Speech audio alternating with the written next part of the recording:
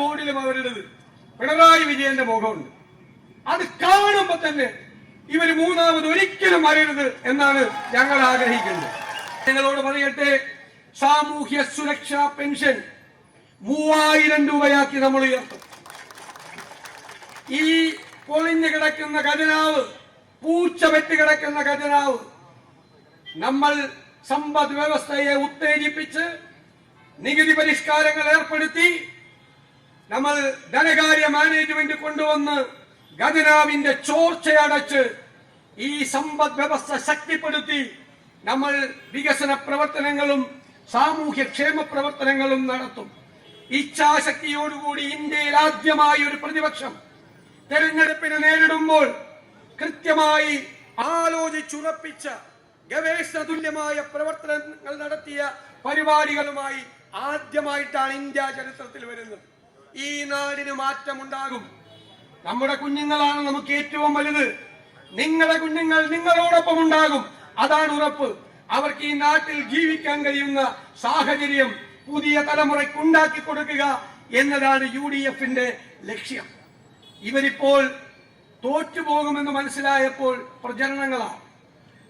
എന്തുമാത്രം ബോർഡുകളാണ്, ആരുടെ ചെലവിലാണ് ഇത്രയും നാൾ ബോർഡ് വെച്ചത്? എന്റെയും നിങ്ങളുടെയും നികുതി പണം ഉപയോഗിച്ച് 6 മാസമായി തെരഞ്ഞെടുപ്പ് പ്രചരണമാണ്.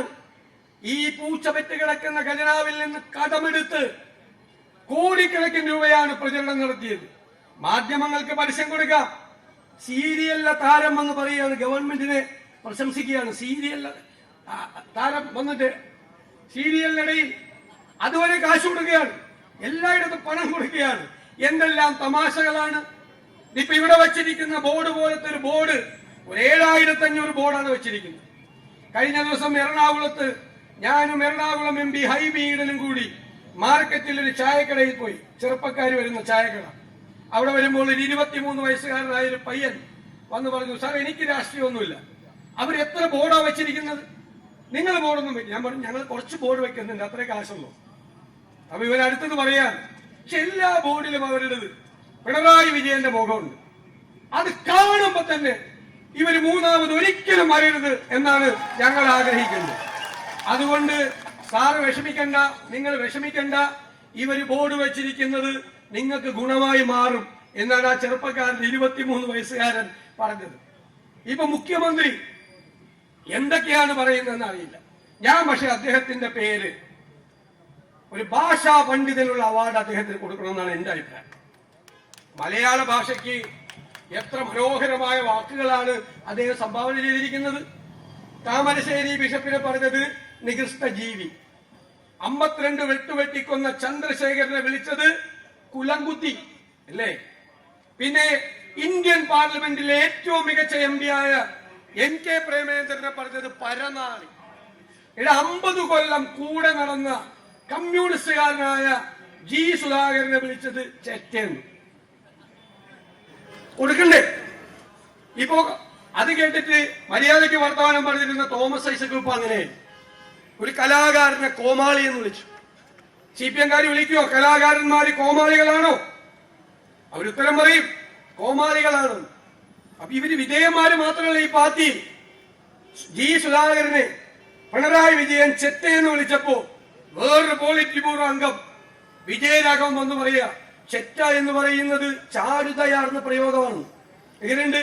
വിധേയന്മാരാണ് CPM-നുള്ളത്. മുഖ്യമന്ത്രി ഇരട്ടത്താപ്പിന്റെ ആളാണോ ഇരട്ടച്ചങ്കനാണോ എന്നാണ് എന്റെ സംശയം.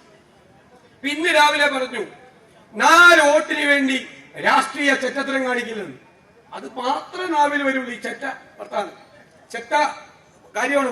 അത് തന്നെ പറഞ്ഞുകൊണ്ടിരിക്കുന്നത്. ഇന്ന് രാവിലെ പറഞ്ഞു 4 വോട്ടിന് വേണ്ടി രാഷ്ട്രീയ ചെറ്റത്തരം കാണിക്കില്ല. ശബരിമലയിൽ വെച്ച് എന്താ പറഞ്ഞത്? സ്ത്രീകളെ പ്രവേശിപ്പിക്കുന്ന കാര്യത്തിൽ 4 വോട്ടിന് വേണ്ടി ഞങ്ങളുടെ അഭിപ്രായം മാറ്റില്ല അല്ലേ? അവസാനം എന്ത് ചെയ്തു? പാർലമെന്റ് തെരഞ്ഞെടുപ്പിൽ തോറ്റമ്പിയപ്പോൾ എന്താ ചെയ്തത്? വീട്ടിൽ കയറി മാപ്പ് പറഞ്ഞു ഇല്ലേ? ആളുകളുടെ വീടുകളിൽ കയറി മാപ്പ് പറഞ്ഞു. അഭിപ്രായം മാറ്റി. 4 വോട്ടിന് വേണ്ടി അഭിപ്രായം മാറ്റില്ല എന്ന് പറഞ്ഞത് അഭിപ്രായം മാറ്റി. ആദ്യം പറഞ്ഞ അഭിപ്രായമല്ല.